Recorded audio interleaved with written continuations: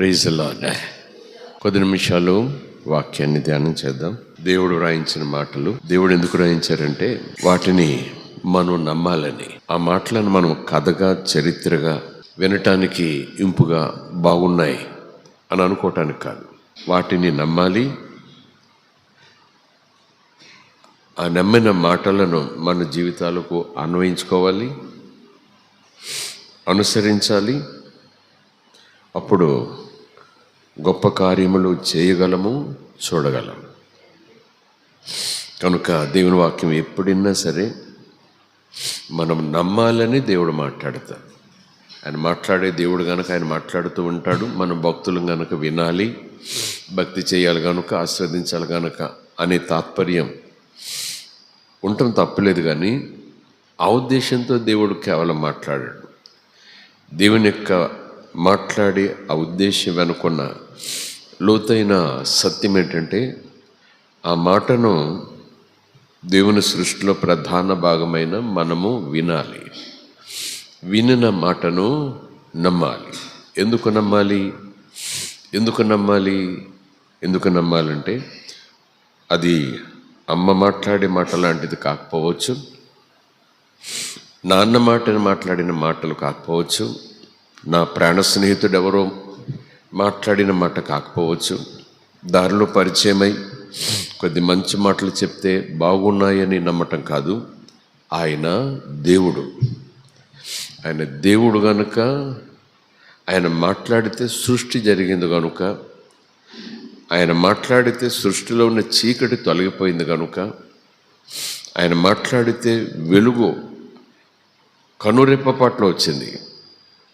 అంత శక్తి కలిగిన, అంత నూతన సృష్టి కార్యం చేయగలిగిన శక్తి కలిగిన మాట దేవుడు మన నిమిత్తం మాట్లాడతాడు.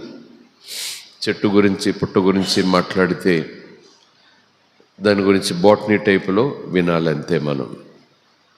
కానీ చెట్టు గురించి, పక్షి గురించి మాట్లాడినా మనలను ఆ మాటలకు జత చేశాడు యేసు ప్రభు.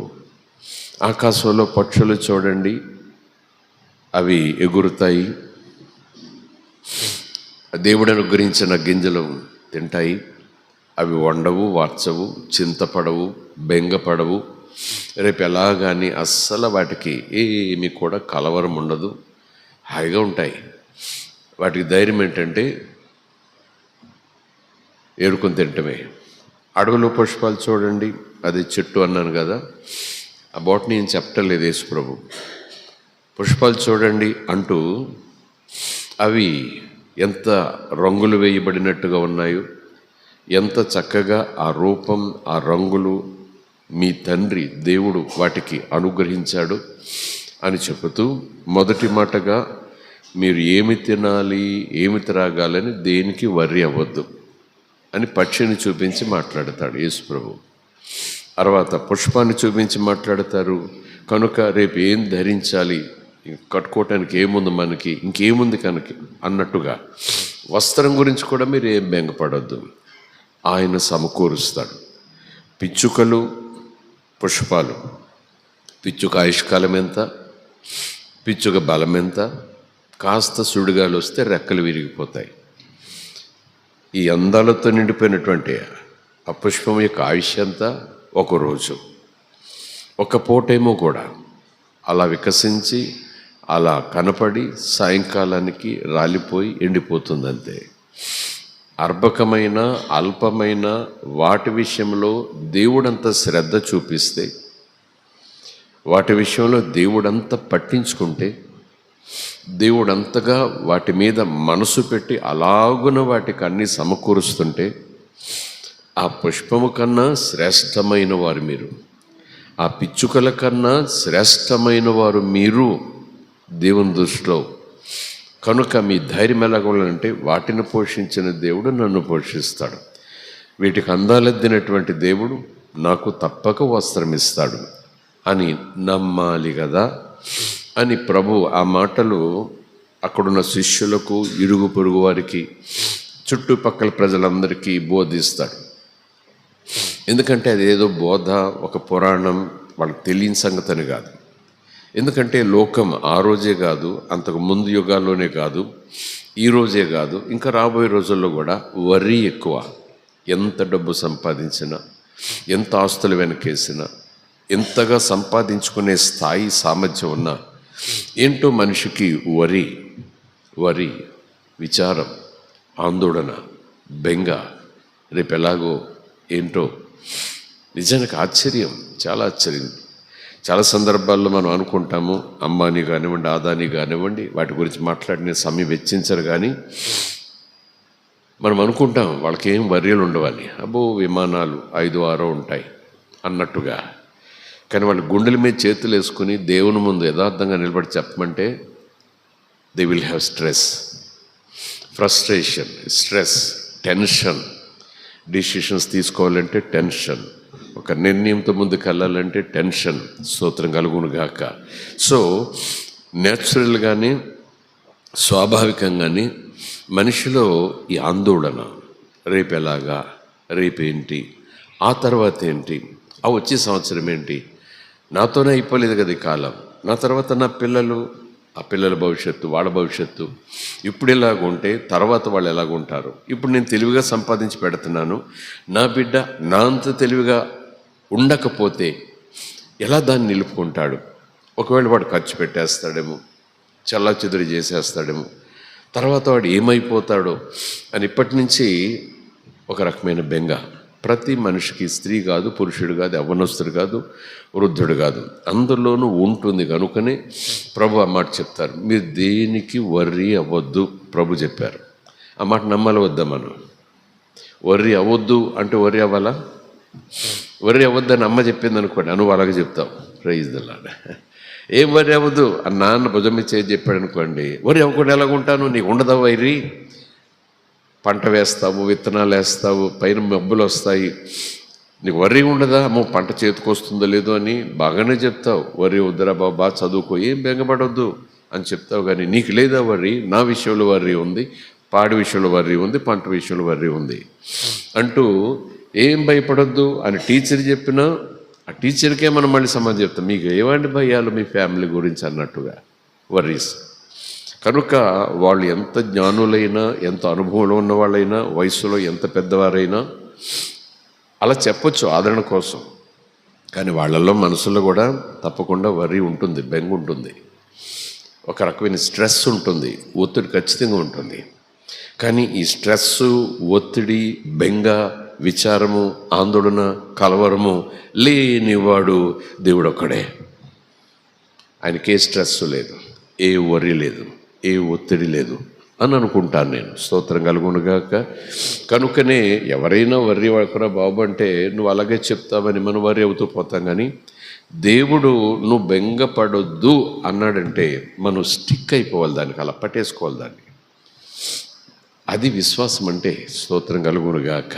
సో ఈ రాత్రి కొద్ది మాటలు విశ్వాసం మీద మనం ధ్యానం చేద్దాం. మొదటిగా మత్తయి సువార్త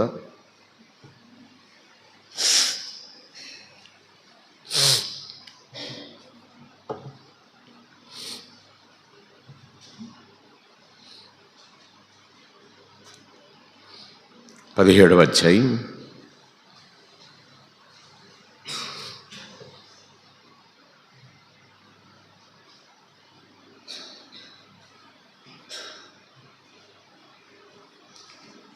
18 నుంచి 21వ వచనం వరకు చూద్దాం.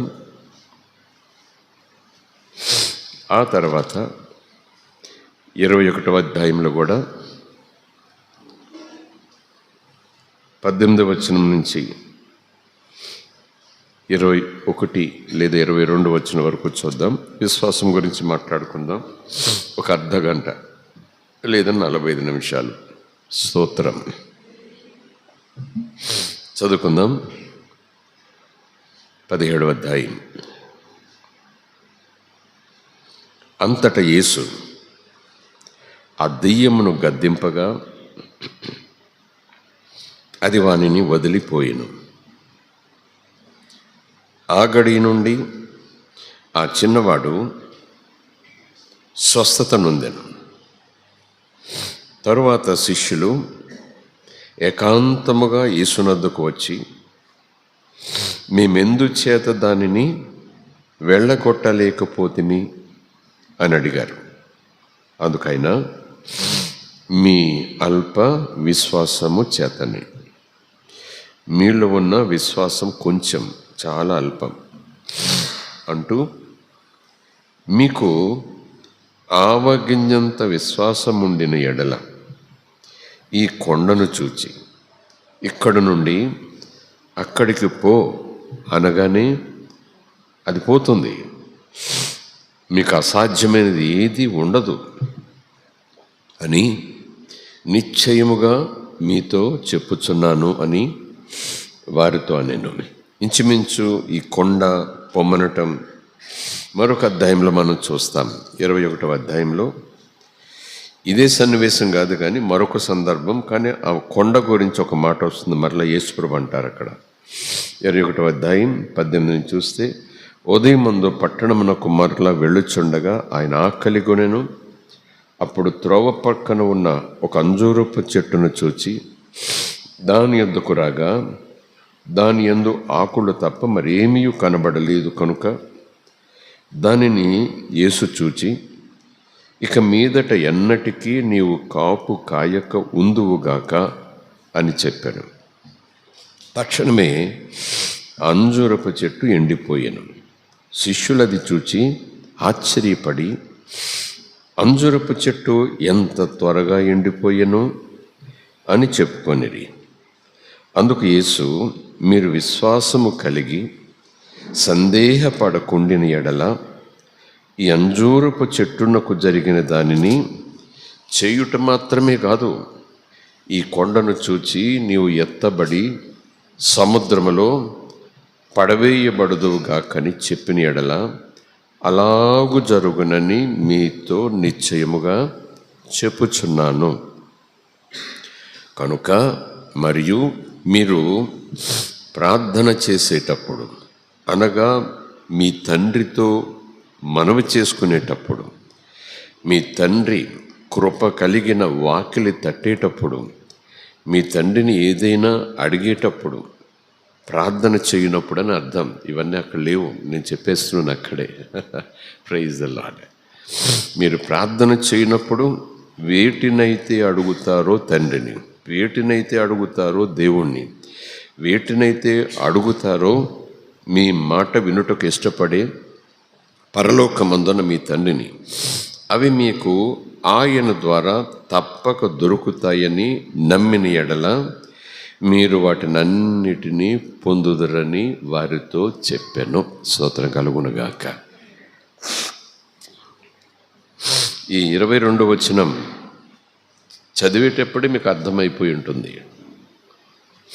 మీరు ప్రార్థన చేసేటప్పుడు అడుగుడు మీకు ఇవ్వబడును అని వ్రాయబడింది కనుక, వెదుకుడు మీకు దొరుకునని వ్రాయబడింది కనుక, తట్టుడు మీకు తీయబడును అని వ్రాయబడింది కనుక, మీరు ప్రార్థన చేసేటప్పుడు ప్రార్థనలో దేవుణ్ణి అడుగుతారు కదా, అడిగినవి ఆయన ఇచ్చాడని, అవి మీ దగ్గరికి వచ్చాయని నమ్మాలి. ఆయన మీకు అవి ఇచ్చారని, అవి మీ దగ్గరికి వచ్చాయని నమ్మాలి. అస్సలు సందేహపడకూడదు, కొంచెం కూడా సందేహపడకూడదు. ఎంత క్లారిటీగా విశ్వాసం ఎలా ఉండాలి, ఎలా ఉపయోగించాలి, విశ్వాసం ఏ స్థాయిలో మనం కాపాడుకుంటూ ఆ విశ్వాసపు పరిమాణం. మీ అల్ప విశ్వాసం వల్ల దయ్యాన్ని వెళ్ళగొట్టలేకపోయారు అంటాడు, అల్పం. కానీ క్రింద చెప్తాడు ఆవగింజంత విశ్వాసం అంటే కొండలే కదిలిపోతాయి అంటాడు. అంటే వాళ్ళ అల్ప విశ్వాసం ఆవగింజకంతా తక్కువ, అంటే పరిమాణం, అంటే చాలా చాలా లిటిల్. విశ్వాసం గురించి మాట్లాడుతున్నాను. మరొకసారి జ్ఞాపకం చేస్తున్నాను. సృష్టికర్త మీకు తండ్రి ఉండగా, ఆయన మిమ్ములను తనకు పిల్లలుగా స్వీకరించి ఉండగా, దానికి యేసు రక్తాన్ని ఒక రుజువుగా మీకును దేవునికిని మధ్యన ఆయన ఒక నిబంధనగా, అగ్రిమెంట్గా, కట్టడగా ఉంచి ఉండగా మీరు నమ్మాలి, ఖచ్చితంగా నమ్మాలి, కొంచెం కూడా అనుమానం లేకుండా నమ్మాలి. అలా నమ్మితే మీరు పొందుకుంటారు అంటున్నాడు యేసు. తప్పకుండా అవి వెంటనే పొందుకునే ఉంటాయి, కొంచెం సమయం తర్వాత పొందుకునే ఉంటాయి, ఇంకాస్త కాలం తర్వాత పొందుకునే ఉంటాయి. కానీ వాక్యం మాత్రం చెప్తుంది, తప్పక మీరు పొందుకుంటారు, ఎట్ ఎనీ కాస్ట్. దేవునికి స్తోత్రం, హల్లెలూయా. మంచిది. ఎంత విశ్వాసము? ఆవగింజంత విశ్వాసం. ఎలాంటి సమస్య అంటే కొండ అంటే కొండ పోతుందన్నట్టుగా మనం అనుకోవటం కాదు, కానీ కొండంత సమస్య, తీరని సమస్య, ఎవరు ఈ సమస్య నుంచి విడిపించలేరు, ఇది నేను దాటిపోలేను, ఈ సమస్య నాకు చాలా అడ్డుగా నిలిచింది, ఈ సమస్యతోనే నా జీవితం అయిపోతుంది, ఈ సమస్యను ఎలా నేను తీర్చుకోవాలి, నాకు బరువు అయిపోయింది అని అనుకుంటాను. చూసారా? ఎవరి దగ్గరికి వెళ్ళినా సరే మాకు కుదరదు, మాకు సాధ్యం కాదు అంటారు. చూసారా? ఇంకెవరికి సాధ్యమవుతుంది? దేవునికే సాధ్యం అవ్వచ్చు. కానీ వాక్యం చెప్తుంది, ఆ కొండలాంటి సమస్యను మీరు ఆవగింజంత విశ్వాసంతో మాట్లాడి తొలగించుకోగలరు అని ప్రభు చెప్తున్నాడు.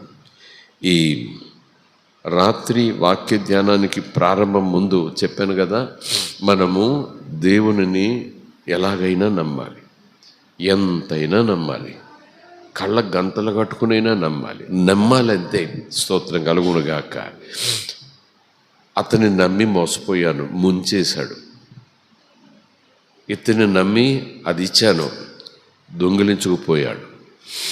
ఈ బ్యాంకు నమ్మి ధనమంతా అందులో ఎఫ్డీలో పెట్టాను, బ్యాంకు దివాళి తీసింది, ముంచేశారు. చాలా నమ్మకంగా చెప్పారు వాళ్ళు, నమ్మకంగా ఎఫ్డీ మీద ఇంట్రెస్ట్లు ఇచ్చారు. నాకు ఎంతో హాయిగా గుడ్డల మీద చేతులు వేసుకుని పడుకోవచ్చు అనుకున్నా, దివాళి తీసింది, అంతా పోయింది. ముంచేశారు. కనుక లోకంలో ఇలాంటి సన్నివేశాలు విరివిగా జరుగుతాయి, తరచుగా కాదు, చాలా ఎక్కువగా జరుగుతాయి. కానీ ఈ దేవునిని ఆ స్థాయిలో మనం చూడకూడదు.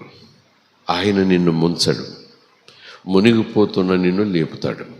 స్తోత్రం కలుగునుగాక. మునిగిపోతున్న పరిస్థితి నుంచి నిన్ను లేపి ఒడ్డును కూర్చోబెడతాడు.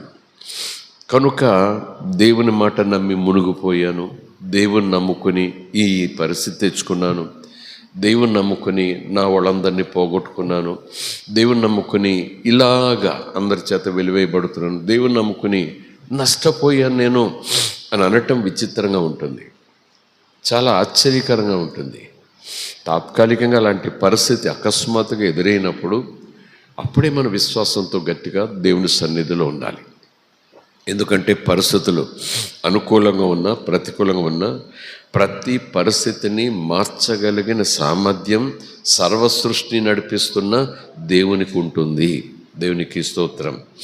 ఆయన మలచలేనిది, ఆయన మార్చలేనిది, ఆయనకు చేతకానిది, ఆయనకు అసాధ్యమైనది ఏది సృష్టిలో ఉండదు. గ్రహాలను లేకుండా చేయగలడు, గ్రహాలను సృష్టించగలడు, అప్పటికప్పుడు నక్షత్రాలను సృష్టించగలడు, ఆ నక్షత్రాల స్థానాన్ని మార్చేయగలడు, లేదా నక్షత్రాలను లేకుండానే చేయగలడు. అంత సామర్థ్యం ఆయనకుంది. స్తోత్రం కలుగునుగాక. నా సమస్య విషయంలో ఎందుకు బెంగపడాలి? నాకున్న ఆ బెంగ ఎందుకు నేను ఇంకా ఎక్కువ చేసుకుంటూ ఆ విషయంలో ప్రభువు మాటను నమ్మటంలో ఎందుకు నేను వెనకబడాలి అనేది. సో ఇక్కడ యేసు ప్రభు ఏమంటున్నారు? విశ్వాసము. ఎంత విశ్వాసము? ఆవగింజంత విశ్వాసం. దేవునికి స్తోత్రం. తండ్రిని అడిగినప్పుడు అదే కదా, మీరు ప్రార్థన చేసినప్పుడు, ప్రార్థన అంటే దేవునితో మాట్లాడుట, తండ్రితో మాట్లాడుట. వేటిని అడుగుతారో అవి మీకు దొరికాయి అని నమ్మాలి. ఎలా నమ్ముతాము? నమ్మాలి అంటున్నాడు ప్రభు. ఎలా నమ్ముతామంటే నమ్మాల్సిందే. స్తోత్రం కలుగునుగాక. ఎలా నమ్ముతామనే ప్రశ్నకు ఆవగించంత విశ్వాసం మీరు కలిగి ఉండి అడగాలనే ఆ శ్రేష్టమైన సత్యానికి ఒక ప్రత్యేకమైనటువంటి అంశాన్ని లేకపోతే కొన్ని వచనాలను మీ ముందుకు తీసుకొచ్చి ప్రార్థన చేయాలని ఆశపడుతున్నాను. విశ్వాసం అంటే అదొక పదార్థం కాదు. విశ్వాసం అంటే అదొక ఔషధమేం కాదు. ఔషధం కూడా పదార్థమే. It's a material. కంటికి కనపడేది కూడా కాదు. We cannot see unless we do it with faith. We do something ఏదైనా మనం క్రియ చేసినప్పుడు అది విశ్వాసమునకు తగిన క్రియ అని మనం చెప్పుకోగలం. ఆ క్రియ వెనుక విశ్వాసం ఉంది కనుక అలా చేశాడు అతను. విశ్వాసం లేకపోతే అలా చేస్తాడా అని ప్రశ్న వస్తుంది. కనుక ఆవగన్యంత విశ్వాసం అంటున్నాడు. విశ్వాసం దేని మీద, ఎవరి మీద? విశ్వాసం దేని మీద, ఎవరి మీద? విశ్వాసం అంటే ఆయన చెప్పిన మాట మీద, లేదా దేవునికి నాకు మధ్యనున్న ఆ బంధుత్వం మీద, ఆ సంబంధం మీద నాకు నమ్మకం ఉండాలి. ఆ నమ్మకమే, ఆ విశ్వాసమే నేను దేవుని దగ్గర పొందుకోవటానికి ద్వారాలు తెరుస్తుంది. స్తోత్రం కలుగునుగాక. హల్లెలూయా. విశ్వాసం అంటే అదొక సాధనం కాదు, అదొక పనిముట్టు కాదు. చెప్పాను కదా, అది కంటికి కనపడే ఒక వస్తువు కాదు. దేవునిని నమ్ముట, దాన్ని ఎలా ఎక్స్ప్లెయిన్ చేయాలంటే చూడని వాటిని చూచినట్టుగా, చేతికి అందని వాటిని చేతిలోనికి వచ్చినట్టుగా, ఇంకా నా ఇంట్లో నీకు ఆశీర్వాదం రాకుండానే ఇంట్లో ఆశీర్వాదాలు ఉన్నట్టుగా. ఇది చాలా విచిత్రమైన అభ్యాసం. ఒకవేళ లోకరీతిగా ప్రభువును వాక్యానుసారంగా ఎరుగని ప్రజల మధ్యన ఇలాంటి మాటలు చెప్తే మీరు నెంబర్ 1 మెంటల్గా వెళ్ళంటారు అంతే. వాళ్ళు ఎర్రగడ్డ పోవాలి, లేకపోతే ఇక్కడ పోవాలి, అక్కడ పోవాలి. కనపడకపోయినా ఉన్నట్టు నమ్మాలా, చేతిలోకి రాకపోయినా చేతిలో ఉన్నట్టు అనుకోవాలా, ఇంట్లోకి రాకపోయినా వచ్చేసాయి అనుకోవాలా. మీరంతా కలల ప్రపంచం అంటూ వాళ్ళు ఖచ్చితంగా వెకిలిగాను మన మీద తెలివి తక్కువ వాళ్ళగాను నవ్వుతారంటోలో ఏమాత్రం సందేహం లేదు. కానీ ప్రభు కొన్ని వచనాలు మన ముందు పెడతారు. ఆ వచనాలను మీరు నమ్మి, ఆ వచనాలను ఆధారం చేసుకుని, ఆ వచనాలు కూడా మీ గురించే దేవుడు రాయించారు. మీరు విశ్వాసం ఉంచటానికే వచనాలు రాయించారు. మళ్ళీ చెప్తున్నాను, దేవుని మాటలు వింటే ఎంత బాగుంటాయో, దేవుని మాటలు వింటే ఆశీర్వాదం, అవన్నీ పక్క పెట్టండి. ఆ దేవుని మాటలు మనం నమ్మాలి. నమ్మితేనే కార్యాలు జరుగుతాయి. స్తోత్రం కలుగునుగాక. నమ్మితేనే కార్యాలు జరుగుతాయి. సో ఏది నమ్మాలి? ఆ విశ్వాసంలో ఏది నమ్మాలి? దేవుడు ఇస్తాడని ఎందును బట్టి? అసలు నా విశ్వాసం ఏంటి? నా విశ్వాసం ఏంటి? చూడని దానిని చూచినట్టుగా, వినపడిన దానిని వింటున్నట్టుగా. అవును కదా. చేతిలోకి రాని దాన్ని చేతిలోకి వచ్చినట్టుగా. ఇమాజిన్ కాదు, ఫీలింగ్ కాదు, మనసులో బిలీవ్ చేయాలట. దానికి ఆధారము వాక్యమే. ఆ వాక్యం కూడా పేదరాశి పెద్దమ్మ కథలాగా ఎవరో భక్తులు రాసిన మాట కాదు, దేవుడు రాయించిన మాట. ఆయన కూడా అంటారు కదా, నేను అబద్ధం ఆడను, నా మాట మీరు నమ్మాలి, నమ్మదగిన వాడను, అబద్ధములాడుటకు నేను మనిషిని కాదు. స్తోత్రం కలుగునుగాక. హల్లెలూయా. 3 మాటలు మీ ముందుంచి ప్రార్థన చేయాలని ఆశపడుతున్నాను. ఎలా నమ్మాలి? దేవుణ్ణి అడిగాను, ఆయన ఇస్తాడని అయితే పోని నమ్మొచ్చేమో, కానీ ఇచ్చాడని నమ్మాలంటున్నారు యేసుప్రభు. ఇంకొక అడుగు ముందుకేశారు ఆయన. ఆ వచనాల యొక్క ఆ టెన్స్ చూస్తే present tense, past tense, present continuous tense, future tense అంటాం కదా. అలాగా ఆ భూతకాలం, భవిష్యత్ కాలం, వర్తమాన కాలం అలా పెట్టి చూస్తే అవి ఇస్తున్నాడని, ఇవ్వబోతున్నాడని, ఇస్తాడని నమ్మాలంటే కొంతవరకు సమంజసంగా ఉంది, కొంతవరకు వినేటటువంటి మనకి న్యాయసమ్మతంగా ఉంది. Okay, to some extent we have to believe ఇస్తాడని. కానీ ఇక్కడ యేసుప్రభు చెప్పిన మాట మనకి ఇంకా ఆశ్చర్యం కలుగజేస్తుందని. ఆయన ఇచ్చేశాడని. స్తోత్రం. ఆయన ఇచ్చేశాడని నువ్వు నమ్మాలి. ఆయన ఇచ్చేసిన మళ్ళీ ఇమ్మని అడిగితే తర్వాత ఇబ్బంది. ఆయన ఇవ్వని వాటికి, ఆయన దగ్గర అవి ఉంచుకున్న వాటిని మనం అడగాలి. ఈ మాట వెనుకున్న అర్థం ఏంటంటే, ఆయన దాచుకున్నవి, ఆయన మనకి ఇవ్వకుండా కొన్ని ప్రక్కన పెట్టినవి, మనం అడిగినప్పుడు ఇస్తామనుకున్నవి ఏమైనా ఉంటే అప్పుడు అడిగి పొందుకోవాలి. కానీ ఎఫెసీయులకు రాసిన పత్రిక అధ్యాయాలు చదివినా, గలతీయులకు రాసిన పత్రికలో ఉన్నటువంటి విశ్వాస సంబంధమైన ఆ పాఠాలు, ఉపదేశాలు చూసినా అన్నీ కూడా క్రీస్తు ద్వారా అన్నీ దేవుడు మనకు ఇచ్చాడు అని ఉంది, సమకూర్చాడు అని ఉంది. స్తోత్రం కలుగునుగాక. క్రీస్తుని ఎలాగైతే 2024 సంవత్సరాల క్రితం మన కొరకు ఇచ్చాడో, పంపించాడో, అలాగే క్రీస్తులోనికి వచ్చిన మనము, క్రీస్తునందు విశ్వాసం ఉంచిన మనము, క్రీస్తు మాటల యందు విశ్వాసం ఉంచి, ఆయన బలియాగమందు విశ్వాసం ఉంచి ఆ మార్గంలోకి వచ్చినటువంటి మనము, ఇంకోలా చెప్పాలంటే క్రీస్తు లోపలికి వచ్చాం. మనం క్రీస్తు లోపలికి వచ్చాం, యేసు లోపలికి వచ్చాం. యేసు లోపలన్నీ ఏమున్నాయి? ఇవన్నీ యేసు లోపల ఉన్నాయి. యేసును నాకు ఇచ్చాడంటే అర్థమేంటి చెప్పండి? అవన్నీ నాకు దేవుడు ఇచ్చారు. స్తోత్రం కలుగునుగాక. కేవలము అడగాలి, పొంది ఉన్నామని నమ్మాలంతే. Because you already got it. స్తోత్రం కలుగునుగాక. అసలు నమ్మటానికి కూడా నాకు ఒక ఆధారం ఉండాలి కదండి. అడిగానట, ఆయన ఇచ్చాడట, ఇచ్చేసాడని నమ్మాలట. ఏం కనపడుతుంది నాకు? ఆయన ఇస్తాడనే దానికి నాకు భరోసా ఏంటి? ఆయన నాకు తప్పకుండా ఇస్తాడని నేను నమ్మటానికి నాకు ఆ దన్ను చెప్పే మాట ఏంటి? లేఖనాల్లో చెప్పండి. ఇందును బట్టి నాకు ఇస్తాడు, ఏ కారణం చొప్పున నాకు ఇస్తాడు, నాలో ఏ యోగ్యత ఉందని ఇస్తాడు అని అడిగితే దేవుడు చెప్పే మాట ఒకటే, దేవుడు రాయించిన మాట ఒకటే, ఆయన నీకు తండ్రి కనుక యేసు నామములో నువ్వు ఎప్పుడు ప్రార్థన చేసినా ఆయన యేసునందు విశ్వాసం ఉంచిన వ్యక్తివి కనుక నిన్ను కొడుకుగాను కూతురుగాను చూస్తాడు. కొడుకుగాను కూతురుగాను ఒక్కరోజు చూడడు. యేసునందు విశ్వాసం ఉంచిన రోజు నుంచి మనం మరణించే వరకు కూడా మనలను కొడుకులుగాను కూతురుగాను చూస్తాడు ఆయన. అది ఆయన తీసుకున్న నిర్ణయం. స్తోత్రం కలుగునుగాక. హల్లెలూయా. సో మనము ఆయన తండ్రి కనుక ధైర్యంగా ఆయనకు పిల్లలమై ఆయన కృపాసింహాసనం దగ్గరికి వెళ్ళొచ్చు, నాకు ఇది కావాలి అని చెప్పి. కనుకనే ఆయన కొడుకుగా మనల్ని చూస్తాడు గనక లోకరీతిగా పాపములో పుట్టి, పాపములు పెరిగి, పాపము చేస్తూ, పాపముతోనే చనిపోతున్న ఈ లోక సంబంధమైన ఆశలతో పరుగులు పెడుతున్న ఒక మానవుడు తండ్రి ఒక బిడ్డను కంటే ఆ బిడ్డ అడిగింది ఇవ్వడా? ఆ బిడ్డ అడిగితే 1కి 2 ఇవ్వడా తండ్రి? దేనికోసం ఇస్తాడు? నేను తండ్రిని కాబట్టి, నీకు ఇచ్చే శక్తి నాకు ఉంది కాబట్టి అని కాదు, ఆ బిడ్డ సంతోషం కొరకు ఇస్తాడు. స్తోత్రం కలుగునుగాక. లోకరీతిగా ఆలోచన చేద్దాం, శరీరీతిగా ఆలోచన చేద్దాం. లోక సంబంధంగా కడుపును పుట్టిన బిడ్డ తండ్రిని అడిగినప్పుడు, ఆశతో అడిగినప్పుడు వెంటనే తండ్రి ఏం అడగడు, ఎందుకు ఇవ్వాలి నీకు అని అసలే అనడు.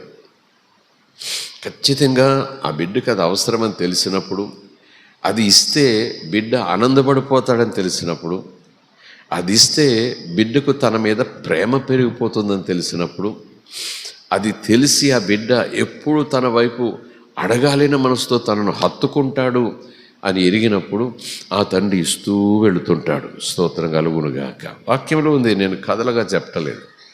మీరు అన్యాయస్తులై ఉండి, అబద్ధాలాడుతూ ఉండి, అడ్డదారులు వెళుతూ, అడ్డమైన మాటలు మాట్లాడుతూ ఉన్నా సరే, మీ కడుపును పుట్టిన పిల్లవాడు రొట్టె అడుగుతాడు ఆకలి, మీరు రాయిస్తున్నారా చెప్పండి? యేసుప్రభు ప్రశ్నిస్తాడు. అతను మరొక రోజు చేపను అడుగుతాడు, మీరు పాముని ఇస్తారా చెప్పండి? కమాన్ చెప్పండి అంటున్నాడు యేసు అక్కడ. అప్పుడు వాళ్ళు ఏమంటారు చెప్పండి? ఎవరిస్తారండి అలాగా? కన్న కొడుకు రొట్టె అడిగితే రాయిస్తే వాడు తండ్రినా, వాడు కన్న తండ్రినా అంటూ చాలా విపరీతంగా మాట్లాడతారు ఆ రోజు బృందం. ఈరోజు కూడా మనం అదే మాట అంటాం. కనుకనే అన్యాయస్తులైన మీరే, అర్భక ప్రాణంతో ఉన్న మీరే, ఎప్పుడు పాపపు ఆలోచనలతో ఉండే మీరే, మీ కడుపును పుట్టిన పిల్లల సంతోషం కొరకు, వాళ్ళ ఆరోగ్యం కొరకు, వాళ్ళ ఆకలి కొరకు అడిగిన వెంటనే ఏం అడిగితే అది ఇస్తున్నారే, ప్రశ్నలు ఏమీ వేయటం లేదే. స్తోత్రం కలుగునుగాక. రొట్టె అడిగితే చేపనివ్వట్లేదు, మీరు చేపని అడిగితే రొట్టె ఇవ్వట్లేదు. 2 ఆహారమే కదా. ఎంత సీక్వెన్స్ పర్ఫెక్ట్గా చెప్తాడు. రొట్టె అంటే రొట్టె, చేప అంటే చేపే. అంటే రొట్టె అడిగితే ఇంకా ఎక్స్ట్రా చేప అంటే అది కూడా సమంజసంగా ఉండొచ్చేమో, కానీ ఖచ్చితంగా ఎగ్జాక్ట్గా కొడుకు ఏమడిగితే అది ఇచ్చేస్తున్నారు మీరు. ఎందుకోసం ఇస్తున్నారు? ఇచ్చే శక్తి నాకు ఉంది, నా దగ్గర రొట్టెలు చాలా ఉన్నాయి, ఇవ్వగలిగిన సమర్థుడను, అది కాదు. దాని వెనకాల తండ్రి మనసు, దాని వెనకాల అడిగే వ్యక్తికిని ఈ వ్యక్తికి ఉన్న రక్త సంబంధం. దేవునికి స్తోత్రం. దానిని బట్టి ఆ తండ్రి పిల్లవాడి సంతోషం కోసం ఏం అడిగితే అది ఇస్తాడు. యేసు ప్రభు చెప్పిన మాట, మనం నమ్మకపోతే, నమ్మటానికి మనం ఇబ్బంది పడిపోతే మనమే నష్టపోతాం, మనమే విశ్వాసంలో తొణికిసలాడిపోతాం. దేవుని ఆశీర్వాదాలన్నీ వాకిట్లో ఉన్నా సరే తలుపులు తీసి ఇలా చూడాలి, ఏది ఆశీర్వాదం ఇంకా రాలేదేంటని. వాకిట్లో ఉంటాయి ఆశీర్వాదాలు. అందుకే ప్రభు ఎంత చక్కగా చెప్తారంటే, మీరు అన్యాయస్తులై ఉండి కూడా నీ పిల్లలకు మంచి ఈవులు ఇస్తున్నారు, మంచి బహుమానాలు ఇస్తున్నారు, వాళ్ళ ఆరోగ్యం కోసం, వాళ్ళ ఆనందం కోసం. మరి సృష్టికర్త అయిన దేవుడు, పరిశుద్ధుడైన దేవుడు, సత్యముగా ఉండే దేవుడు, అబద్ధమాడని దేవుడు మీరు అడిగితే, లేదా తన పిల్లలు తనను అడిగితే మీకు ఇవ్వకుండా ఉంటాడా?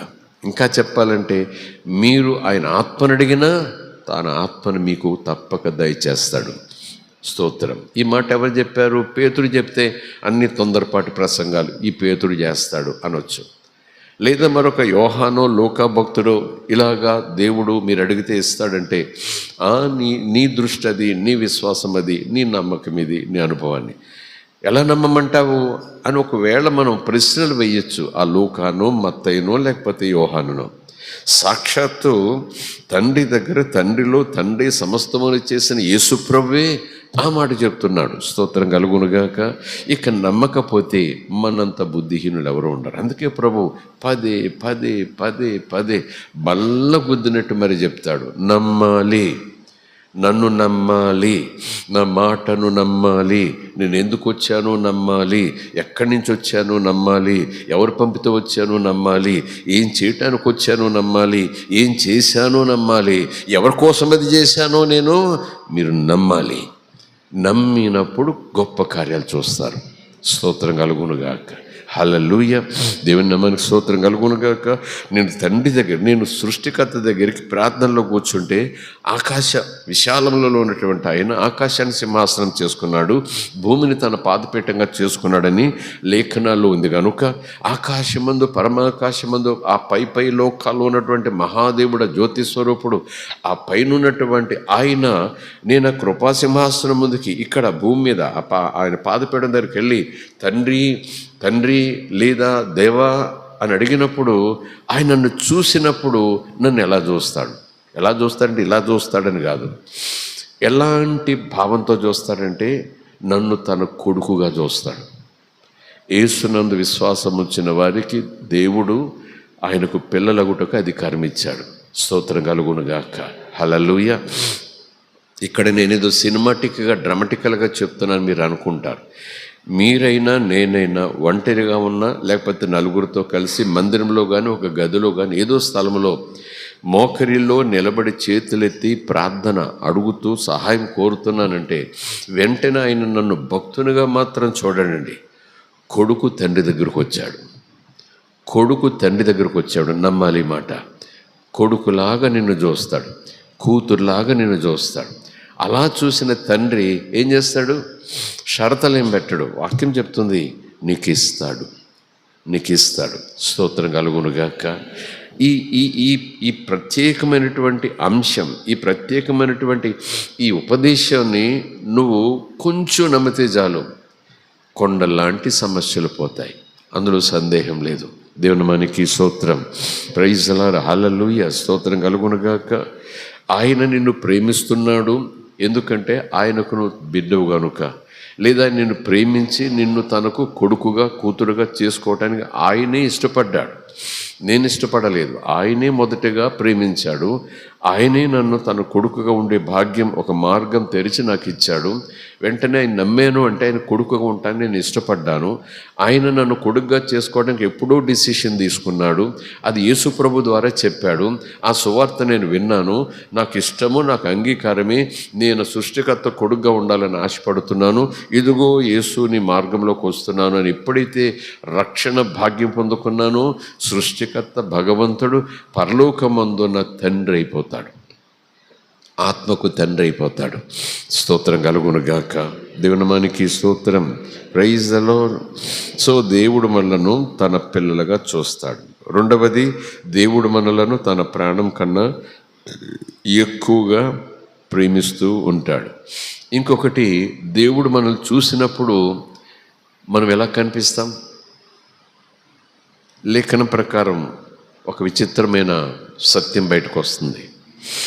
దేవుడు మనం చూసినప్పుడు నన్నే చూస్తాడు, అందులో సందేహం లేదు. నేనులాగే కనిపిస్తాను ఆయనకి, అందులో సందేహం లేదు. కానీ దేవుడు నన్ను చూసినప్పుడు క్రీస్తు నీతిలో నన్ను చూస్తాడు, క్రీస్తు పవిత్రతలో నన్ను చూస్తాడు, క్రీస్తు చేసిన ఆ రక్త ప్రోక్షణ పవిత్రతలో నన్ను చూస్తాడు. స్తోత్రం కలుగునుగాక. నేనుగా కనపడినా, ఒకవేళ నన్ను దేవుడు ఇలా చూస్తాడని అద్దం ముందుకెళ్ళి నన్ను నేను చూసుకున్నప్పుడు దేవునికి నేను ఇలాగే కనపడతాను అని అనుకున్న ఆత్మ సంబంధమైన రహస్యం ఏంటంటే, దేవుడు నన్ను చూసినప్పుడు వినండి, దేవుడు నన్ను చూసినప్పుడు క్రీస్తులాగా కనిపిస్తా, క్రీస్తు నీతితో కనిపిస్తా. స్తోత్రం కలుగునుగాక. నమ్మాలి. అదే దేవుడు సవాల్ చేస్తాడు. ఈ మాట మీరు నమ్మాలి. నేను మిమ్మల్ని చూసినప్పుడు మీరందరూ నాకు క్రీస్తులాగా కనిపిస్తారు, యేసులాగా కనిపిస్తారు. ఇది ఎలా సాధ్యం? లేఖనమే దానికి రుజువు. ఊరికనే కథలు చెప్పేసి ఉపదేశమైంది ప్రార్థన చేసుకుందామని వెళ్ళిపోవటం కాదు. ఎప్పుడైతే నమ్మి బాప్తిస్మము మనం పొందామో, యేసునందు విశ్వాసం ఉంచి మన అతిక్రమములకు క్షమాపణ సంపాదించుకుని ఆయన కనికరము చేత ఆ వరములు పొందుకొనుటకు అర్హులమయ్యామో, వెంటనే వాక్యం మనకు చెప్తుంది, మనము నీళ్లలో నుంచి లేచినప్పుడు, బాప్తిజం తీసుకున్నప్పుడు, క్రీస్తులకు వెళ్ళినప్పుడు వాక్యం చెప్తుంది, మనము క్రీస్తును ధరించుకున్నాం. దేన్ని ధరించుకున్నాం? క్రీస్తును ధరించుకున్నాం. అంటే క్రీస్తు అంటే వ్యక్తిగా మనం అనుకోవచ్చు.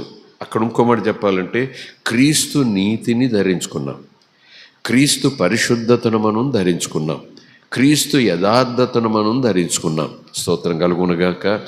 ఈ క్రీస్తు నీతి అనే వస్త్రం పక్కకు పెట్టి నేనుగా వెళ్ళాను అనుకోండి, దేవునికి మురికగా కనిపిస్తాను నేను. నిజం.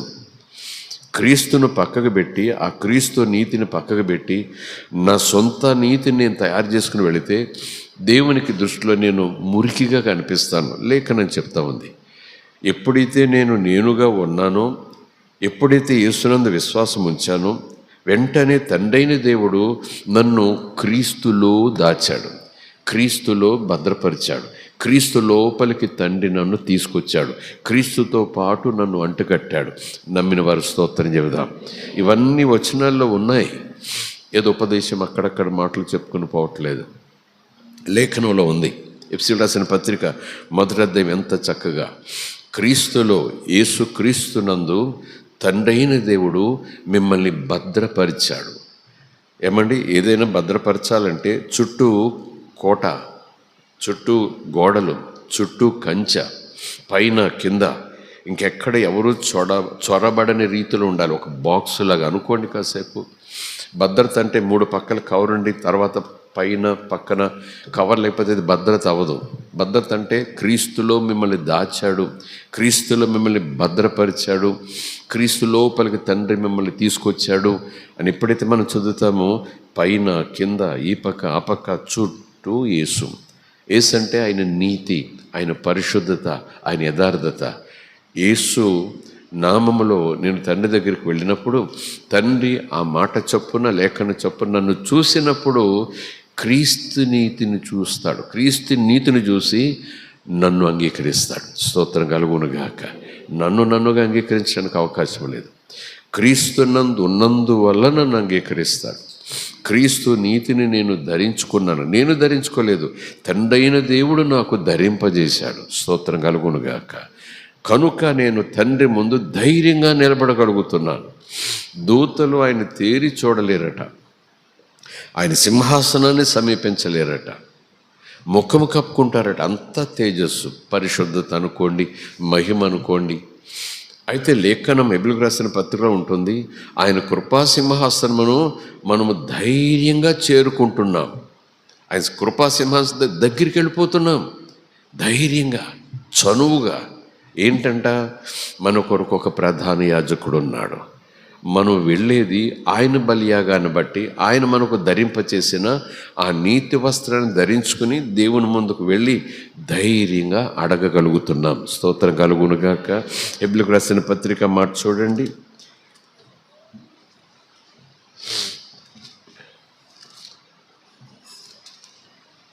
4వ అధ్యాయం 14, 15, 16 వచనాలు. విశ్వాసం గురించి మాట్లాడుకుంటున్నాము. ఆకాశ మండలము గుండా వెళ్ళిన దేవుని కుమారుడైన యేసు ఆకాశ మండలము గుండా వెళ్ళాడు. ఆకాశం అంటే పైన ఉంటుంది, పాతాళం అంటే కింద అని మనం అనుకోవాలి మామూలుగాని. ఆకాశ మండలము గుండా వెళ్ళాడు అంటే పైకి వెళ్ళాడు. పైకి ఆయన వెళ్ళాడంటే అంతకుముందు ఆయన ఏమై ఉండాలి? క్రిందికి వచ్చి ఉండాలి, అంతే కదండి. క్రిందికి రాకుండా ఆయన పైకి వెళ్ళాడు కదా. ఆయన క్రిందికి వచ్చాడు. ఎలా వచ్చాడు? మనుష్య కుమారుని రూపం ధరించుకుని వచ్చాడు. దేవుని కుమారుడు అయి ఉండి ఎందుకు వచ్చాడు? లోక పాపములను మూసుకొని పోవటానికి దేవుని గొర్రెపిల్లగా వచ్చాడు. ఆ కార్యం సఫలం చేశాడు. మన పాపముల నిమిత్తం మనకు రావాల్సిన శిక్ష మరణం ఆయన శిలువ రూపంలో స్వీకరించి సమాధి చేయబడి 3 రోజులు సమాధిలో ఉండి 3వ దినాన్ని సమాధిని గెలిచి మరణాన్ని గెలిచి మరణపు ముళ్ళును విరిచి తిరిగి లేచాడు. లేఖనం చెప్తుంది, లూకా సువార్త ప్రారంభంలో చూసిన, మత్తయి సువార్త లేదా లూకా సువార్త చివరి అధ్యాయంలో చూసిన, శిష్యులకు చిట్ట చివరి ఆజ్ఞలు ఇచ్చి ఆయన ఆకాశంలోనికి ఆరోహణుడైపోయాడు అని ఉంటుంది. ఆరోహణుడు అంటే పైకి వెళ్ళిపోయాడు. మేఘములు ఆయనను తీసుకువెళ్ళిపోయాయి. లేదా ఆయన ఆకాశంలోకి వెళ్ళిపోగానే మేఘములు ఆయన కమ్మేసుకున్నాయి. మేఘారూఢుడై వెళ్ళిపోయాడు. స్తోత్రం కలుగునుగాక. నమ్మిన వారికి దండి ఆకాశ మండలము గుండా వెళ్ళిన ఎవరు? దేవుని కుమారుడైన యేసు అను గొప్ప ప్రధాన యాజకుడు మనకున్నాడు. స్తోత్రం కలుగునుగాక. మన పక్షముగా తండ్రితో మాట్లాడటానికి, మన పక్షముగా తండ్రిని వేడుకోవటానికి, మన పక్షముగా తండ్రి దగ్గర మన ఇబ్బందులన్నీ చెప్పటానికి, దానికి సరైన సమాధానం తండ్రి నుంచి రాబట్టడానికి మన కొరకు ప్రధాన యాజకుడు ఉన్నాడు. కనుక మనము ఒప్పుకొని దానిని గట్టిగా చేపడదాం. 15వ వచనం, మన ప్రధాన యాజకుడు మన బలహీనతల యందు మనతో సహానుభవం లేనివాడు కాడు, కానీ సమస్త విషయములలోనూ మన వలె భూమి మీద ఉండగా మనలాగే శోధించబడ్డాడు, మనలాగే అలసిపోయాడు, మనలాగే దూషించబడ్డాడు, మనలాగే వెలివేయబడ్డాడు, మనలాగే కన్నీరు గార్చాడు, మనలాగే ఆకలిగా ఉన్నాడు. అవును కదా. అన్ని రకాలుగాను శోధించబడ్డాడు. ఆయన పాపము లేనివాడిగా ఉన్నాడు, శోధింపబడిన కూడా. కనుక మనము కనికరింపబడి సమయోచితమైన సహాయము కొరకు కృప పొందినట్లు ఎక్కడికి వెళ్తాం? మనము ధైర్యముతో కృపాసనము, ఆసనం అంటే సింహాసనము, కుర్చీ, ఆయన కూర్చుండే ఆ ఉన్నతమైన స్థలము, దాని పేరు కృప దొరికే సింహాసనం. కృప అంటే నేరము లెంచనిది. నేరము ఉన్నను నేరము లెంచగా పైగా బహుమానములు ఇచ్చేది కృప. స్తోత్రం కలుగునుగాక. మనం చేసిన పాపానికి మనకు శిక్ష పడాలి. ఆ శిక్ష ఆయన తాను భరించి మనకు శిక్ష లేకుండా చేశాడు. శిక్ష లేకుండా చేసి మీరు ఇప్పుడు మీ బ్రతకండి అనలేదట. శిక్ష లేకుండా చేసి నిత్య జీవాన్ని ఉచితముగా బహుమానంగా పైగా ఇచ్చాడు. స్తోత్రం కలుగునుగాక. నేరము చేసినా నేరమునకు శిక్ష విధించకుండా ఆ శిక్ష మరొకరి మీద వేసి ఆ కృపా సింహాసనం మీద కూర్చున్న తండ్రి మనకు చట్టరీత్యా శిక్షకు అర్హులమైనను ఆయన ఆ శిక్ష తన కుమారుని మీద వేసి, తన కుమారుని మీద మనం విశ్వాసం ఉంచాము కనుక ఆయన ముందుగానే ఒక ప్రకటన చేశాడు, ఒక జీవో చేశాడు. పరలోకపు గవర్నమెంట్, ఈ లోకపు గవర్నమెంట్ కాదు, సృష్టి గవర్నమెంట్. ఒక జీవో ఆర్డర్ ఇచ్చాడు, గవర్నర్ లాగా ముద్ర వేశాడు. నా కుమారుని యందు, నా కుమారుని బలియాగమందు, నా కుమారుని యొక్క ఆ హింస, ఆ విడుదల, ఆ విమోచన క్రయధనముగా చెందిన రక్తమందు ఎవరైతే నమ్మిక ఉంచుతారో వారందరూ నీతిమంతులు అని ముద్రేశాడు ఆయన. స్తోత్రం కలుగునుగా. ఎలా అవుతారంటే ఇంకేం చెప్పలేము. అలాగెలాగవుతాము నీతిమంతులము అని మీరు నేను బట్టలు చింపుకోవాలి తప్ప, దేవుడు ముద్ర వేశాడు, ఆయన అలా డిసిషన్ తీసుకున్నాడు, ఆయన డిక్లరేషన్ ఇచ్చాడు. దానికి పేరేంటంటే కృప. స్తోత్రం కలుగునుగాక. పాపినైన నాకు, లేదా దొంగతనం చేసిన నాకు దెబ్బలు పడాలి. నిజానికి ఆ దెబ్బలు వేరే వాళ్ళకు కొట్టాడు. నువ్వు పోరా, నువ్వు దొంగతనం చేసావు కానీ నీ నేరానికి వాడికి శిక్ష చేశాను అన్నాడు. బతికిపోయాను బాబు అనలేదట. కానీ ఏది కావాలని నేను దొంగతనం చేశాను, ఏమి లేక నేను దొంగతనం చేశాను, అది ఆయన నాకు ఇవ్వటం కాదు, దానికన్నా విలువైనది నాకు ఇచ్చి ఇంకెప్పుడు దొంగతనం చేయొద్దు అన్నాడు. స్తోత్రం కలుగునుగాక. కృప అంటే అదే. శిక్ష తప్పించటమే కాదు, ఊహించని ఉన్నతమైన బహుమానం ఆ దొంగకు, ఆ హంతకునికి, ఆ వ్యభిచారికి, ఆ పాపికి ఇవ్వటం. అందుకే వాక్యం చెప్తుంది, కృపాదానముగా మనకు రక్షణ వచ్చింది, కృపాదానముగా నిత్య జీవం వచ్చింది. స్తోత్రం కలుగునుగాక. కనుక ఎప్పుడైతే మనం యేసునందు విశ్వాసం ఉంచామో, ఆ యేసు ఏమయ్యాడు? మనకు ప్రధాన యాజకుడు అయ్యాడు. అంటే తండ్రి అయిన దేవునికి మనకు మధ్యన యాజకత్వం చేసేవాడయ్యాడు. ఆయన ఒక్కడే మధ్యవర్తి, ఇంకెవరూ మధ్యవర్తులు లేరు మనకి. ఆయన తండ్రి కుడిపార్శ్వం దగ్గర కూర్చున్నారు. మనం ధైర్యంగా ఆ దేవుని దగ్గరికి ఎలా వెళ్ళగలుగుతున్నాం? ఎంత దమ్ము ఉండాలి నీకు, ఎంత ధైర్యం ఉండాలి? దేవుని దగ్గరికి ఎలా వెళ్ళగలవు నువ్వు? How is it possible? How come అంటే, నా ధైర్యం నీ ధైర్యం ఏమనంటే, ప్రక్కన యేసున్నాడు, నా కొరకు ప్రధాన యాజకుడు ఉన్నాడు. స్తోత్రం కలుగునుగాక. హల్లెలూయా. ఇది కథలు కాదు, నిజంగా జరిగాయి ఇవి ఎప్పుడూ జరిగాయి. ఈ జరిగిన వాటిని ఆయన లిఖింపజేసి తర్వాత తరాలు ఈ జరిగిన వాటిని మనసులో పెట్టుకుని నమ్మి అలాగున విశ్వసించి అడిగామనుకోండి, తండ్రి అయిన దేవుడు యేసును బట్టి మనకు అన్నీ అనుగ్రహిస్తాడు. స్తోత్రం కలుగునుగాక. ఎందుకు నాకు ఇస్తాడు దేవుడు అంటే, ఆయన నన్ను ప్రేమిస్తున్నాడు కనుక. నన్ను ప్రేమిస్తున్నాడని నాకు ఎవరు చెప్పారు, నాకు ఎలా తెలుస్తుంది అంటే, దేవుడు చెప్పాడు, నేను నిన్ను ప్రేమించాను అని. నమ్మాలి. ప్రేమించాడు గనుకనే లోకంలోనికి తన కొడుకును పంపాడు. దేవుడు లోకాన్ని ఎంతో ప్రేమించాడు. స్తోత్రం కలుగునుగాక. దేవుడు మొదటిగా మనల్ని ప్రేమించాడు కనుక మనం దేవుణ్ణి ప్రేమించబద్దులమై ఉన్నామని. ఇవన్నీ మాటలు మనం నమ్మి ధైర్యం తెచ్చుకొని ప్రతిదీ దేవుని దగ్గర పొందుకుంటున్నాం. స్తోత్రం కలుగునుగాక. ఒకటి, తండ్రి నిన్ను ప్రేమిస్తున్నాడు కనుక నువ్వు అడిగింది ఇస్తాడు.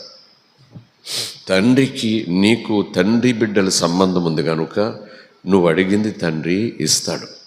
ఇంకా చెప్పాలంటే, ఆ యేసయ్యకు నువ్వు ఆలయము గనుక తండ్రి నిన్ను చూసినప్పుడు యేసు శరీరాన్ని చూసినట్టు ఆయన అనుకుంటాడు. యేసయ్య నా కుమారుని శరీరం. ఎందుకంటే లేఖనం ఉంది కదా, సంఘము యేసు శరీరము, యేసుక్రీస్తు సంఘానికి శిరస్సు, ఆయన ద్రాక్షవల్లి, మనము ద్రాక్ష తీగలం. తండ్రి నన్ను చూసినప్పుడు యేసయ్య శరీరంగా నన్ను చూస్తాడు, శరీరంలో ఒక అవయవంగా చూస్తాడు.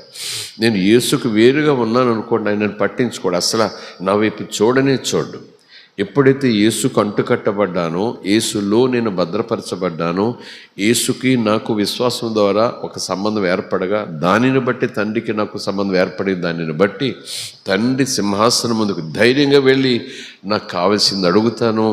యేసును బట్టి నాకు తండ్రి ఇస్తాడట. స్తోత్రం కలుగునుగాక. Praise the Lord. ఇది ఈ విషయమంతా కూడా కొంచెం నమ్మితే చాలు. నువ్వు ఇన్ని విశేషమైన ఆలోచనలు ఉన్నాయి, ఇన్ని విశేషమైన వచనాలు ఉన్నాయి. ఇవన్నీ మనసులో పెట్టుకుని పదే పదే జ్ఞాపకం చేసుకోవాలంటే కష్టం. ఇదంతా కాదు, అందులో కొంచెం ఆవగింజంత విశ్వాసం ఉంటే. ఏంటి ఆవగింజంత బలం ఉంటే అంటే, ఖండబలమా? ఆవగింజంత బలం ఉంటే ధనబలమా? ఆవగింజంత బలం ఉంటే జ్ఞానం కూర్చిన బలమా? తెలివా? బుద్ధ? బలం అంటే ఏంటి? ఆవగింజంత విశ్వాసం అంటాడు. బలం అంటే మనకు తెలుస్తుంది, ఖండబలమో లేదా ధనబలము, లేకపోతే జ్ఞానబలము, బుద్ధి బలము, ఏదోటి ఉంటుంది.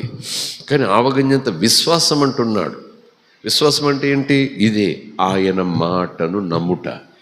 ఆ మాటను నమ్ముటలో కొంచెం నువ్వు నమ్మగలిగితే కొండలు కదిలిపోతాయి, సమస్యలు దొర్లిపోతాయి, వాటిని అధిగమించి నువ్వు ముందుకు సాగిపోగలవు. దేవుని మానికి స్తోత్రం, దేవుని మానికి స్తోత్రం.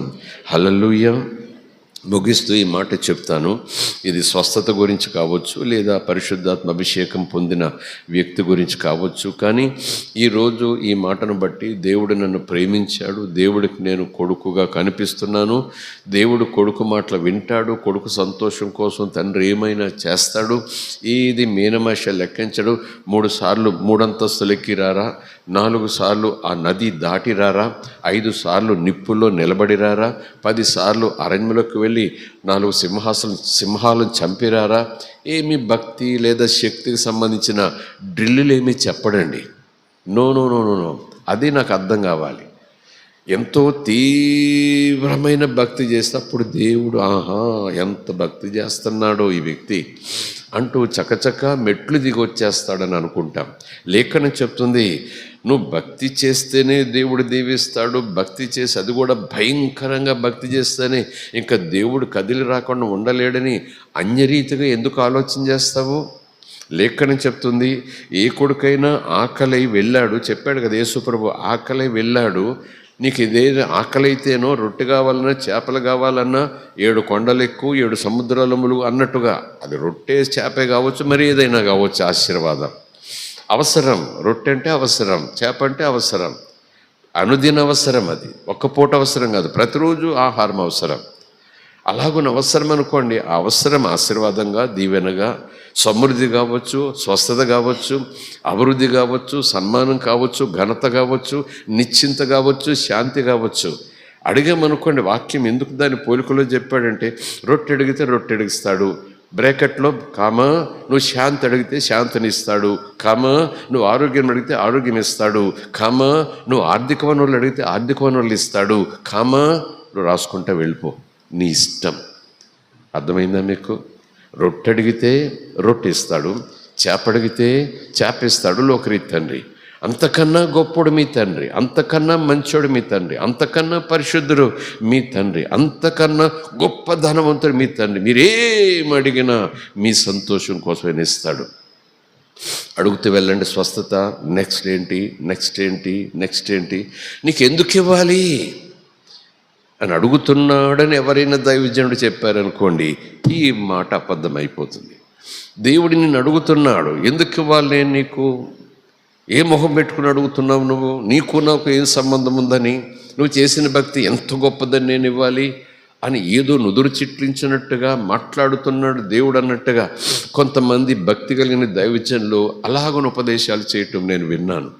మరలా చెప్తున్నాను, ఎప్పుడైతే యేసుక్రీస్తునందు విశ్వాసం ఉంచే క్రీస్తులోనికి విశ్వాసం ద్వారా కృపలోనికి మనం ప్రవేశించామో ఎప్పటికప్పుడు కృపాసింహాసనం దగ్గరికి ఎవరి పర్మిషన్ అవసరం లేదు, డైరెక్ట్గా తండ్రి దగ్గరికి వెళ్ళిపోవచ్చు. ప్రైజ్ ది లార్డ్, హల్లెలూయా. దేవుని మనకి స్తోత్రం. డిఎస్పీ ఇన్స్పెక్టర్ జనరల్ దగ్గరికి వెళ్ళాలంటే, సీఎం దగ్గరికి వెళ్ళాలంటే, కలెక్టర్ దగ్గరికి వెళ్ళాలంటే, ప్రెసిడెంట్ గారి దగ్గరికి వెళ్ళాలంటే ఏలేసుకుంటూ చిన్న బ్యాగ్ చేత్తో పట్టుకొని నువ్వు వెళ్ళిపోతే కుదురుతుందా? వెళ్ళనిస్తారా చెప్పండి? ఎన్ని దాటుకుంటూ వెళ్ళాలి, ఎన్ని సెక్యూరిటీలు, ఎన్ని స్కానింగులు, నువ్వు ఎవరో, ఎందుకు వచ్చావు, ఏం కావాలి, నెట్టేసేవాడే ఉంటాడు, అర్హతలు చూసేవాడే ఉంటాడు. ఎందరినో దాటుకుంటూ వాళ్ళందరినీ తృప్తిపరుస్తూ అర్హతలన్నిటికీ టిక్కులు వేయించుకుంటూ అప్పుడు వెళితే అది కూడా ఒక నిమిషం, ఏం కావాలి వెళ్ళు అనే మాటే. ఇక్కడ ఏ షరతులు లేవు. మళ్ళీ చెప్తున్నాను, తండ్రి కృపాసింహాసనం చేరుటకు నిన్ను అడ్డగించేవారు ఎవరు ఉండరు, ఇక ముందు కూడా రారు. ఎందుకంటే నీ పక్షంగా యేసు తండ్రి దగ్గర ఉన్నాడు. ప్రైజ్ ది లార్డ్, హల్లెలూయా. ఎంత ధైర్యం ఇస్తుందో ఈ మాట, ఎంత బలమిస్తుందో ఈ మాట. అదే నమ్మమంటాడు యేసయ్య. దాదాపు ఈ వచనాలన్నీ మనం ముందు పెట్టి ఈ విషయంలో కొంచెం నమ్ముకుంటే చాలు, అస్సలు మీకు బెంగ ఉండదు, నిరుత్సాహం ఉండదు, దిగులు ఉండదు, భయం ఉండదు. అంత స్వేచ్ఛగా, సంతోషంగా, ఆనందంగా అడిగి పొందుకుంటారు. అడిగి పొందుకోవటమే మీరు చేయాల్సిన పని. అన్ని ఏర్పాట్లు తండ్రి యేసు ద్వారా చేసేసాడు. స్తోత్రం కలుగునుగాక. అడిగి తెచ్చుకోవటమే పని. నీ కోసం అది పక్కన పెట్టేశారు దేవుడు, నీ పేరు రాసేసి పెట్టేశారు అన్నట్టుగా. అది నీదే, క్రీస్తు ద్వారా అది నీదే, నీ పేరుతో అక్కడ ఉంది. నువ్వు వెళ్ళి తెచ్చుకోవటమే. నువ్వు అడిగిన తర్వాత ఆయన దాన్ని తయారు చేసి దాని మీద నీ ముద్రేసి ఇదిగో పట్టుకెళ్ళి బాబు అని అప్పుడు రెడీ చేయడైనా. లేఖనం అంత ధైర్యం మనకి ఇస్తుంది. ఎప్పుడో క్రీస్తు ద్వారా నీ అవసరతలన్నీ తీర్చబడి ఏర్పాట్లు ఆయన ఎప్పుడూ చేశాడు. అవి నీ కొరకు నువ్వు వెళ్ళి తెచ్చుకోవటమే. ఆ కృపాసింహాసనం దగ్గరికి వెళ్ళి తెచ్చుకోవటమే. అమ్మో నేనా అనుకోవటం పరీక్ష లేదు. ధైర్యంగా కృపాసింహాసనం దగ్గరికి వెళ్ళొచ్చు. ఎందుకు? తండ్రి నన్ను ప్రేమిస్తున్నాడు, ఆయనకు నేను బిడ్డను. నన్ను తండ్రి చూసినప్పుడు, దేవుడు చూసినప్పుడు నేను క్రీస్తు నీతిని ధరించుకుని కనపడతా. క్రీస్తుని బట్టి నన్ను ఆయన అంగీకరిస్తాడు. క్రీస్తు పరిశుద్ధతను బట్టి నన్ను ఆయన అంగీకరిస్తాడు. క్రీస్తు మూలమున ఆయన నా చేయి పట్టుకుని దగ్గర తీసుకుంటాడు. స్తోత్రం కలుగునుగాక. అందుకే యేసుప్రభువు చెప్పారు, నా ద్వారా తప్ప మీ తండ్రి దగ్గరికి మీరు వెళ్ళలేరు. స్తోత్రం కలుగునుగాక. నా రక్త ప్రోక్షణ ద్వారా తప్ప తండ్రి దగ్గరికి మీరు వెళ్ళలేరు. ఆ ఏర్పాటు కూడా తండ్రి చేశాడు. స్తోత్రం కలుగునుగాక.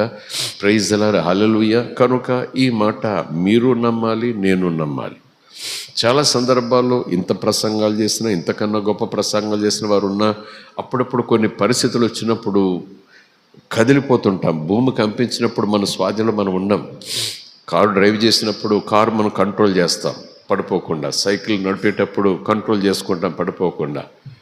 కానీ భూమి కంపించినప్పుడు ఈ కారు కదలకుండా నడిపినవాడు, సైకిల్ కదలకుండా నడిపినవాడు, తొట్టిల్లకుండా నడవగలిగిన వాడు కూడా తన కంట్రోల్లో తాను ఉండడు. ఒక్కొక్కసారి అలాంటి పరిస్థితులు మనకు ఎదురవుతాయి. మన స్వాధీనంలో ఉండం. ఇన్ని ప్రసంగాలు చేసినా, ఇలాంటి శ్రేష్టమైన వచనాలు మనం చూసి కలిసి ధ్యానం చేసినా, ఒక్కొక్కసారి వానలు కురిసెను, వరదలు వచ్చినట్టుగా ఒక భయంకరమైన దాన్ని తట్టుకోలేని రీతిలో అకస్మాత్తుగా వస్తుంటాయి పరిస్థితులు. అప్పుడు బోధించిన వాడు కూడా ఒక్కసారి కుదుపుకు లోనవుతాడు. ఏంటబ్బా ఇలాగని అరే అనుకుంటాడు, యేసు అని కేకలేస్తాడు. ఆ తర్వాత పరిశుద్ధాత్మ సహాయంతో తమాయించుకుంటాడు. ఏంటి ఇలా భయపడ్డాను, ఏంటి ఇలా బెంగపడుతున్నాను, ఏంటి ఇలా పిరికొండి అయిపోయాను, ఏంటి ఊరికి ఇలా ఏడ్ చేశానండి పొద్దుటి నుంచేని. కొంచెం సేపు అయిన తర్వాత రియలైజ్ అవుతాను, ఇదేంటి ఇలా నేను ఏడ్చానేంటి, ఇలా భయపడిపోయినేంటి, నేను ఎవరిని, నేను ఎందుకు భయపడాలి, రికలెక్షన్ వచ్చేస్తా ఉంది. ఆ తర్వాత పులైపోతాడంతే. స్తోత్రం కలుగునుగాక. హల్లెలూయా. కంట్లో నలకబడినప్పుడు రాజుకైనా పేదకైనా కళ్ళలో నీరు వస్తాయి, బాధ అవుతుంది. ముళ్ళ మీద కాలేసినప్పుడు ఎంత విశ్వాసంతో ఉన్నా ముళ్ళు గుచ్చుకున్నప్పుడు రక్తం వస్తుంది, అమ్మా అని కేకేస్తాం. సాయంకాలం వరకు కుంటే నడుస్తాం. ముళ్ళు గుచ్చుకున్న ఏమవదు, విశ్వాసము అవన్నీ పక్క పెట్టండి. అలాంటి అతి విశ్వాసపు మూర్ఖపు మాటలు విని నెత్తి మీద నిప్పులు పోసుకుంటున్నాం మనం. చాలా సందర్భాలు అలాంటి మూర్ఖపు ప్రయత్నాలు చేశారు చాలామంది. పేతురు నీళ్ల మీద నడిచాడు, యేసు నీళ్ల మీద నడిచాడు, నమ్మితే మనల్ని కూడా యేసు ప్రభు నీళ్ల మీద నడిపిస్తాడు అంటూ ఇండోనేషియాలో ఒక చిన్న నది పాయ, నదే కానీ చిన్న పాయ, అవతల మీటింగ్ జరుగుతుంది. యవ్వనస్తులందరూ కూడా ఆ రోజు కాస్త ఒడిగా ఆటుపోటుగా నదీ ప్రవాహం ఎక్కువగా ఉంది. అక్కడ పడవలు ఏమీ లేవు. అప్పటికే పడవలు వేసుకుని వెళ్ళిపోయారు గ్రామంలో ఉన్న వాళ్ళందరూ కూడా ఆ మీటింగ్కి. సువార్త కూటం, స్వస్థతలు జరిగే కూటం. యవనస్తులు వెళ్ళారు. ఇలాగా బోట్లు ఏమీ లేవు, ఇంటికి పోదాం, ఈరోజే చివరి మీటింగు, అరే మిస్ అయిపోయాం అని అనుకుంటామంటే వాళ్ళకి ఇలాగ ఈ మాటలన్నీ జ్ఞాపకం వచ్చాయి. ఒకళ్ళకొకళ్ళు అనుకున్నారు, ఆయన మీటింగ్కి వెళ్తున్నాం కదా, ఆయన మనల్ని ప్రేమిస్తున్నాడు కదా, మీటింగ్కి ఆయన తీసుకెళ్తాడు, పేతురు నడిచినప్పుడు మనం ఎందుకు ఉండడం, వెళ్దాం ఏసునామలంటూ భాషలు మాట్లాడుకుంటూ ముందుకు నడిచారు. ముందు నడిచిన వారు మునిగిపోయి వెళ్ళిపోయారు, మునిగిపోయారు. వెనకాల ఉన్న వాళ్ళు తమాయించుకొని పరుగున వెనక్కి వచ్చారు. ఎందుకు అలా జరిగింది? విశ్వాసం లేదా? ప్రభు వాళ్ళు ముంచేశాడా? మాటిచ్చి వాళ్ళని చంపేశాడా? అందుకే నేను అంటాను, విశ్వాసం అనేది మనము న్యాయబద్ధంగా వాక్యానుసారంగా దేవుని పిలుపు చప్పున మనం వాడుకుంటాం. ఈ నీళ్ల మీద నడిచే ఆ సన్నివేశం చూసారా, దానికి ప్రత్యేకమైన విశ్వాసం దేవుడిస్తాడు. ఆ సందర్భానికి, ఆ పరిస్థితికి, ఆ నిమిషంలో దేవుడు ఒక విశ్వాసపు పరిమాణాన్ని మనలో కలగజేస్తాడు. That is a special call. అది నా వెనక రండి మనుషులు పట్టి జాలలుగా చేస్తారని ఆ కాల్ కాదు. అది ఆల్రెడీ వాళ్ళు ఆ పిలుపు కిందే ఉన్నారు.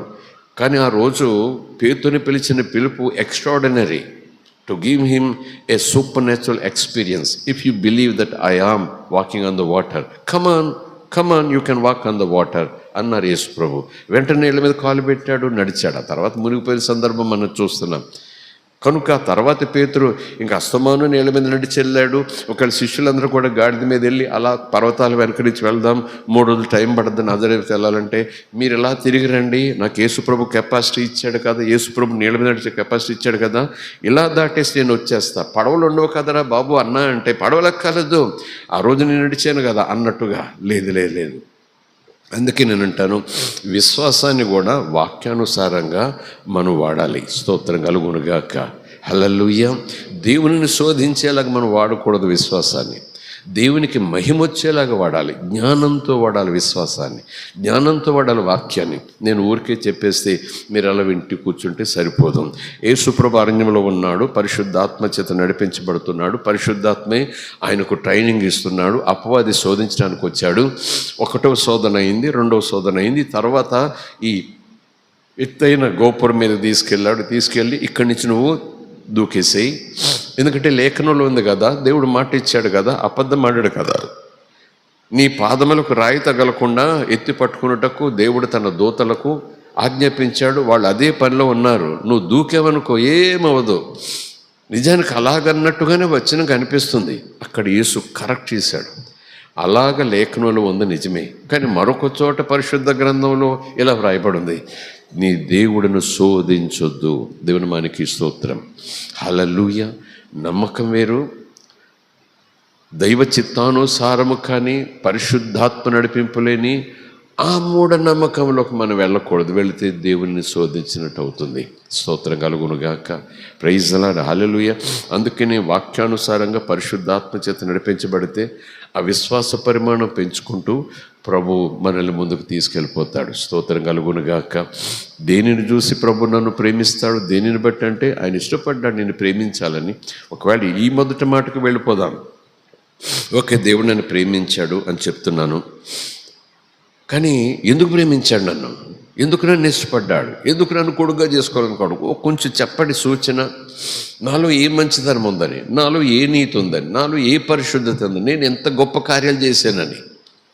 మనం ఎన్ని గింజుకున్నా సరే ఒకే సమాధానం వస్తుంది. ఏంటో సమాధానం చెప్ప, నేను కొడుకుగా చేసుకోవాలని ఆయన ఇష్టపడ్డాడు. నీకేంటి? స్తోత్రం. అర్థమైందా?